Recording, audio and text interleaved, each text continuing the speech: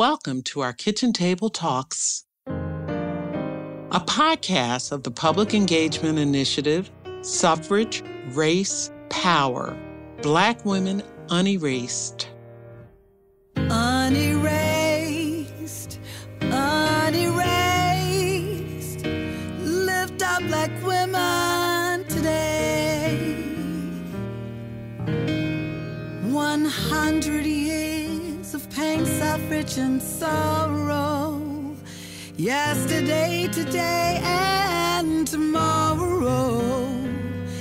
It's time to honor those erased from her story. It's time to rise and take our place. In this moment, we won't be erased. Time to rise, time to rise. Stand in our power today.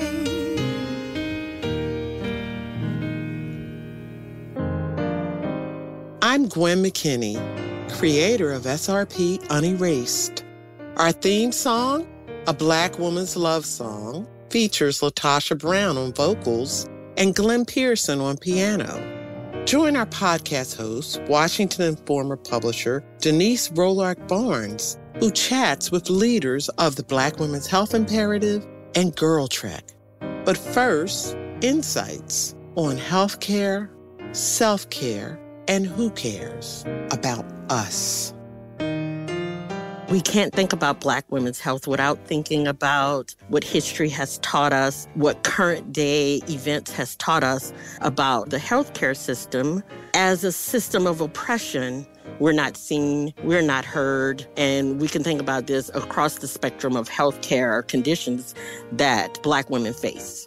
We are victims of systemic racism in America, and that systemic racism is not some sort of theoretical idea. And the stress of dealing with systemic racism becomes embedded in our bodies, almost like blood, almost like bones. Racism is a public health crisis. Racism exists. Racism is a system. Racism saps the strength of the whole society. The fact that we are constantly responding to and reacting to and trying to protect our bodies and minds and souls from the impact of systemic racism weakens us in a lot of ways that we may not even be aware of.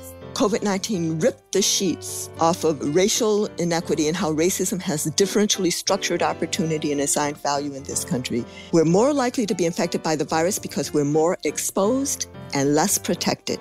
We're more likely to die because we're more burdened by chronic diseases with less access to quality health care. I am a 2-time breast cancer survivor. Having a diagnosis back-to-back is difficult, but entering that space with an understanding of the healthcare system and how it has not always been our friend was very difficult to me. I was going through radiation. You lay on a flat table. There's nothing between you and that table but a sheet. I asked the nurse one day, how many times do you ask me to hold my breath? And she said about 10 to 12 times. I'm being told, take a deep breath. You can breathe. Take a deep breath. You can breathe. That week when George Floyd was murdered was really triggering for me. I'm the poster child for good health, I had thought. And then I found out that I had had 2 silent strokes that I was completely unaware of. I'm depending on a system that has not done well by Black women. We don't trust it. Even though we're now deemed essential, we are not deemed valuable, essential in a way, but dispensable in another way. I interrogate the strong Black woman syndrome or complex, which is the belief that African American women have that we need to be very strong in all situations. I look at the ways in which that belief system has both given us resilience, but I also look at the ways in which it has sabotaged our mental and physical health. My name is Marita Golden, and I am a writer. I am Dr. Kamara Phyllis Jones, epidemiologist, past president of the American Public Health Association, My name is Dionne Haywood, Executive Director of Women with a Vision, Inc.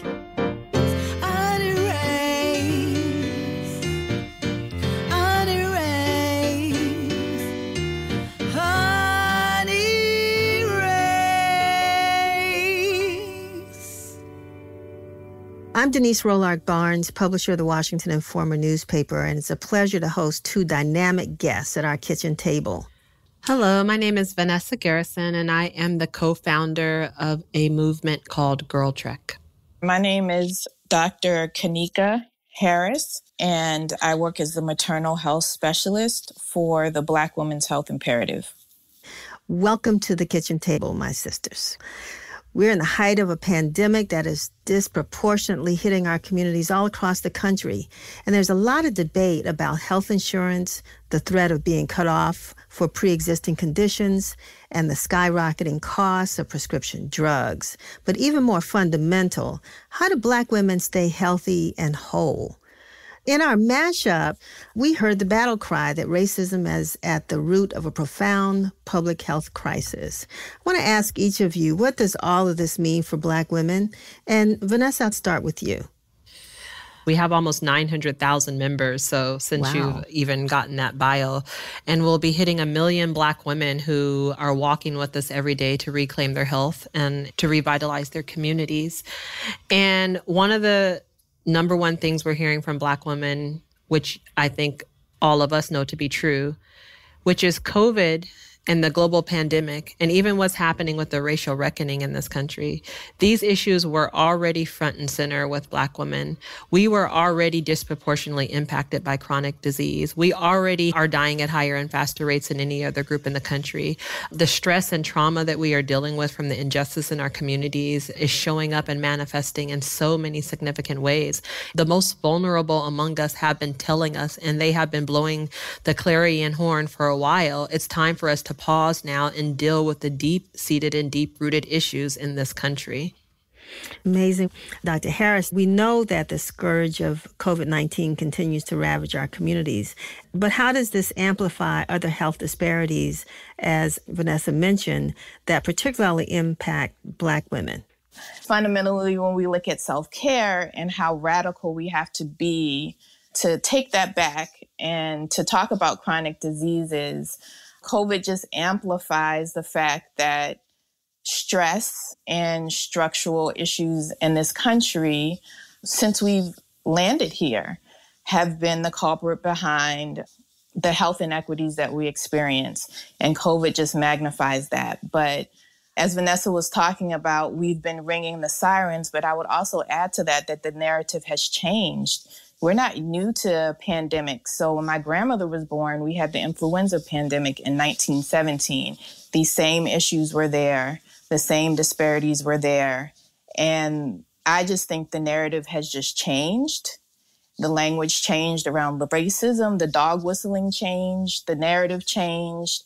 And now here we are, over 100 years later, dealing with these same issues, but it's not new. And we just have to focus on that internal knowledge, what we know, healing ourselves like Vanessa is doing, like the Black Women's Health Imperative is doing in terms of providing options. We can't wait for really policy and legislation to change for us. And we've never been able to wait. We've had to really take control and do it for ourselves. I lived in Maryland for a while in a cul-de-sac suburban community. And I saw a lot of Black women getting together and starting to walk in groups. And I think it's important from my personal experience. I really thought I could outrun the effects of racism on my body. I thought that my good diet, my good health insurance, my good exercise would give me a healthy birth and a healthy outcome. And so in 2010, that did not happen for me. I had everything and I did everything right and still lost twins at 32 weeks. It's a combination and it's a balance of how we speak to Black women, what we ask Black women to do, but then also recognize that there's larger structures at place. And the stresses of those structures really do more damage on us than what we eat and what we do. Thank you for that. And I do want to return to the issue of Black maternal mortality, but I wanted to ask Vanessa, what is it about just simply walking. How did you create or come up with such a practical and basic activity that spurred a grassroots movement of Black women? We have a culture of strategically organizing successfully in our communities. And the narrative that we have a culture that's unhealthy, let's just reject it. 2/3 of Black women get little to no leisure time physical activity is what the scientists will tell you. And just beyond that scientific evidence is the fact that 2/3 of Black women don't have any leisure time physical activity and that we're earning 61 cents to the dollar of white men. So we have got to, as trailblazers, as leaders, as champions, as truth tellers, in this age where the world is calling us and offering us an invitation to recreate anew how our communities can function and what type of resources we need, I just want to invite all of the listeners that part of that work is for us to just reject the ideas and the narratives that have been told to us. Creating a new narrative, the great question is why Girl Trek chose walking. Well, we chose walking because we have a cultural inheritance of walking, because Harriet Tubman literally walked nearly 90 miles to freedom on her very first journey. Because the women down in Montgomery literally said, no, we will not ride this bus, we will walk so that we can demand the justice that we need and representation in the law. And that act of walking, the single act of walking by those women in Montgomery, ushered in some of the greatest civil rights legislation this country has ever seen, and it benefited all of us. And that started from the powerful act of walking. There's a global example from Soweto, from the Salt Marches, from Gandhi, from all over the world. And what we are looking at every single day when we turn on the news is citizens rising up in the name of the movement for Black lives to say, no, we are demanding justice. And how are they doing it? They're protesting on their feet by walking. And so what we have actually done is just reintroduce people to this rich and powerful legacy of walking and remind them that we have always had it at our disposal. And in fact, did you know, on top of it being an amazing political tool, it's the single most powerful thing a person can do for their health through scientific research is to actually walk. So Girl Trek is a movement that combines the powerful research of walking with the cultural legacy that we have of walking. And we issue campaigns and calls to action, and we educate around the issues that matter most to us. It's resonated in a way that when we all go into the doctor's office, and we know we're intelligent people. So at this point, we all know what the guidelines are. We all know what we are supposed to be doing. But the gap between doing it and knowing that we are doing it, that space is a space of inspiration, of which we are in a valley right now as a people. And Girl Trek is saying, let's give the folks some inspiration in that valley so that they can move from knowing to doing. So my own personal testimony is real. It's one of healing from generational trauma through the powerful act of walking. We have women who've left abusive relationships, left jobs that were dead, and started whole careers. Literally, I can name 100 women who've lost over 100 pounds, A1C levels down, all sorts of beautiful things happening. Oh, and communities, women picking up trash, women advocating for traffic lights. There's a woman named Pam in Denver who got a whole sewage swamp system removed from the hood because she started walking and was like, something is not right with what's going on here. And she was like, hey, Girl Trek, how do I get in the game? And we taught her how to advocate at a local level. And that's what we're teaching women across the country to do. So we inspire them first to walk, and then we train them to organize in their communities. Great testimony. Love it. I love it. Dr. Harris, I wanted to jump back to the issue that you raised regarding Black maternal mortality. I know it's high here in the nation's capital and probably in cities all across this country. Can you speak to that issue? Starting with statistics, we know that Black women nationwide, based on a CDC study from 2017, we are 300% more likely to die from pregnancy-related issues. But also, we're just 3 to 4 times more likely to die than white women from pregnancy-related complications. In terms of infant mortality, the gap is wider now than it was during slavery. A Black woman with a college education is also more likely to have complications than a white woman who never graduated from high school. In terms of solutions, I think just grounded in this conversation, the solutions are coming from us. I just joined a phenomenal organization, Birth Detroit. They just opened their birth center last week. We are looking for more and more ways to really birth ourselves in the sense of having doulas in the community. We see that when we have doulas or we have midwives or doctors that look like us, not only are we more likely to survive, but our babies are more likely to survive. So we're seeing this movement of Black women saying, you know what, enough is enough. We have always been our own answers. We're going to open up these birth centers all across the country. Jenny Joseph, who's well known for her practice midwifery school, so I can train other Black women. So I think the solution really lies with us, and it really lies with Black women to come up with our own solutions. We're still dealing with just crazy racism in hospital practices. In terms of intergenerational trauma, you're talking about babies experiencing racism in utero before they're even born by their providers. And so with that, again, we're seeing that Black women, unfortunately, I don't like this narrative, but we are aging 7 times faster than white women. And it really has to do, again, with the stressors, also the resilience and the vigilance that we take in trying to overcome these issues. So it's really a combination of healing ourselves, healing our bodies.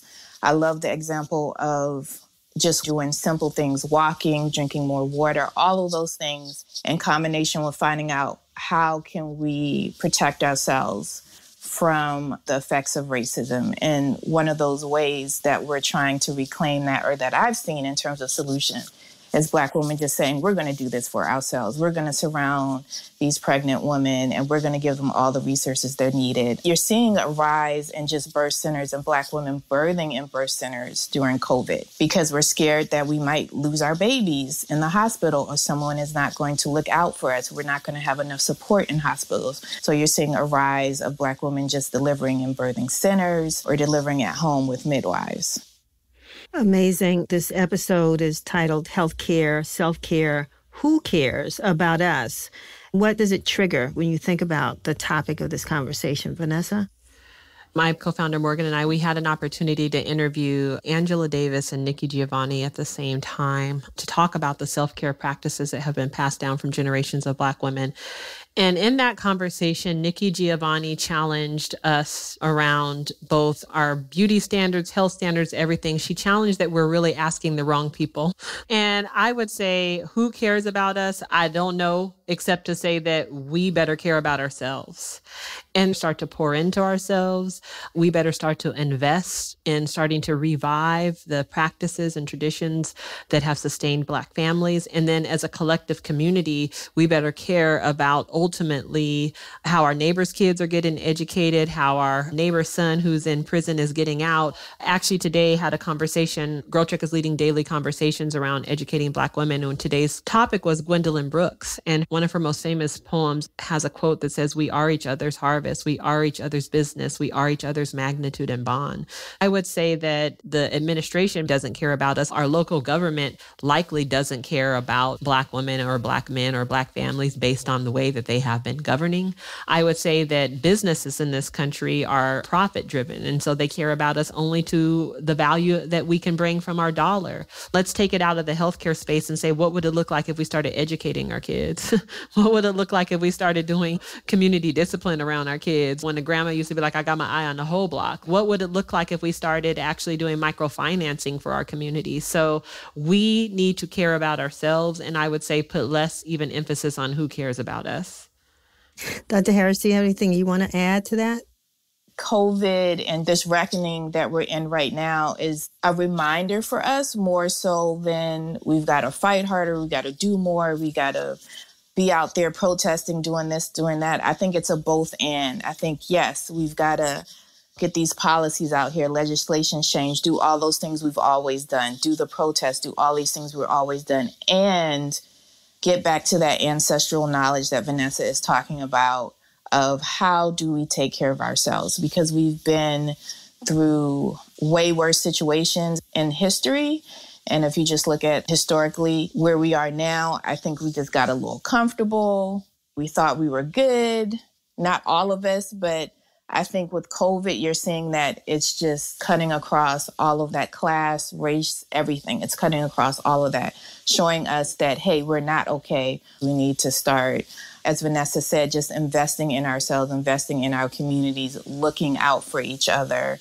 My husband and I made this radical move to just move so that we were not commuting anymore, so that we could walk, that we could exercise together, that we could spend more time with our kids because we weren't commuting, but also that we could invest more in my son's school. He goes to one of these private, predominantly white schools, but we were like, we're going to invest in these families and Black families at these schools that need support. We're going to build support around each other so that if these are the choices that we're making, we're going to get the resources and we're going to get the culture that we need out of this situation too.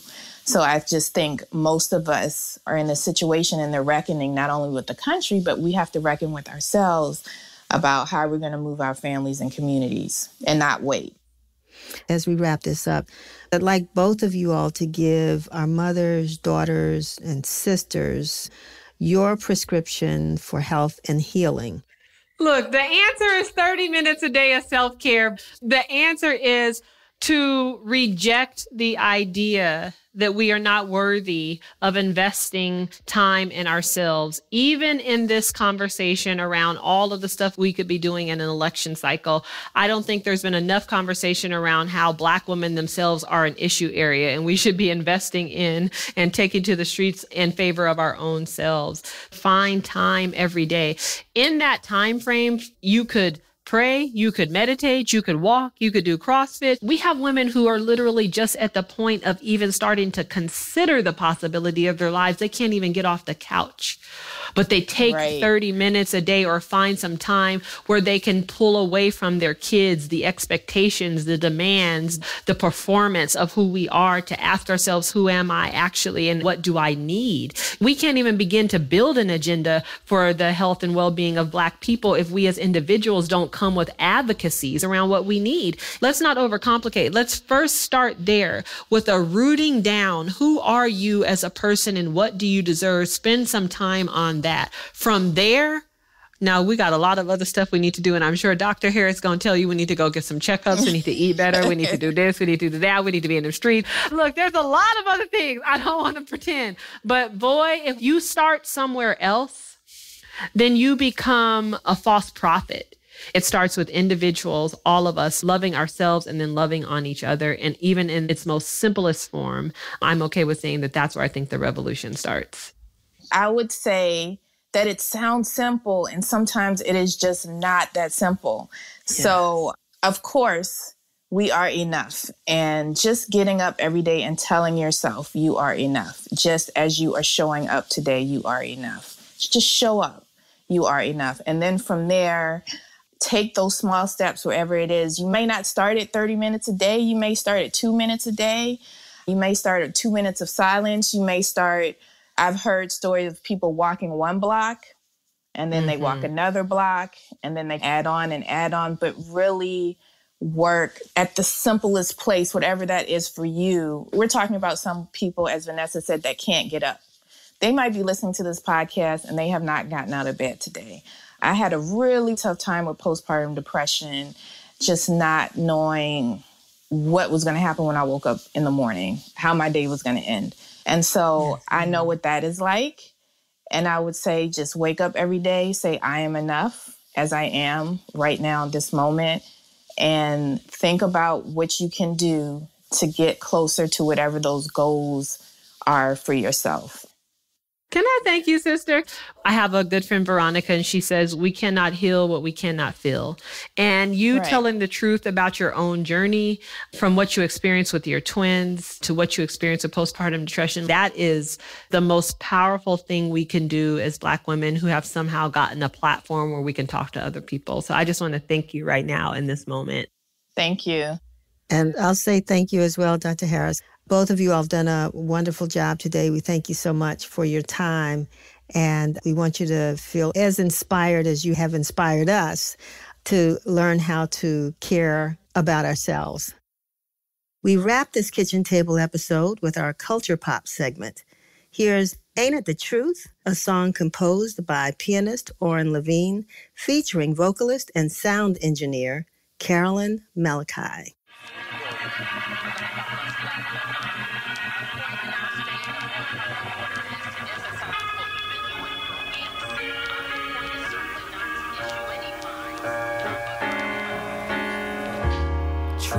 ain't truth and lies ain't lies.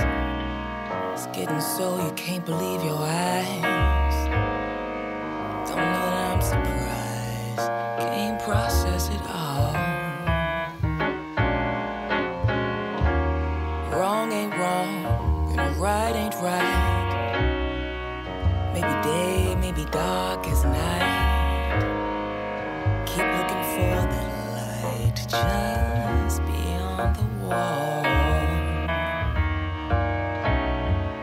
It stands to reason if you can stand. Skies are clearer beyond the scan. Try to believe it despite the fog, that we can make it if we can fight that long.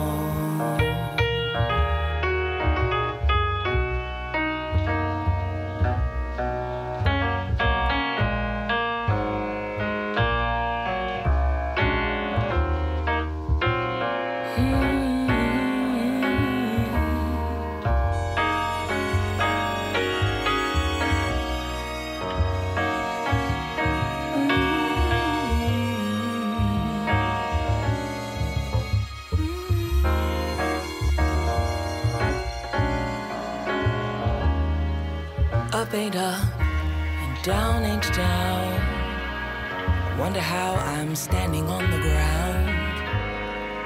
Don't wanna look around, how I might fall. Foul ain't foul, and fair ain't fair. It's like the rules are changing everywhere. You gotta be prepared, listen for the call. It stands to reason if you can stand. Skies are clearer beyond the scan. Try to believe it despite the fog, that we can make it if we can fight that long.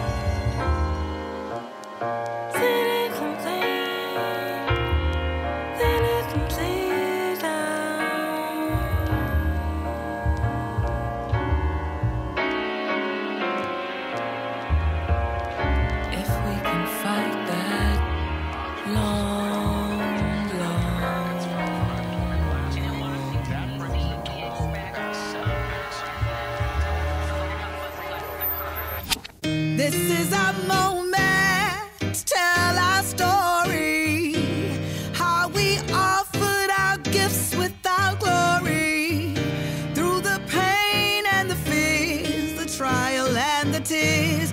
Despite the veil, we did not fail. Unerased black women, unerased black women. Our story must be told, the wisdom we hold. Stand in our power, unerased.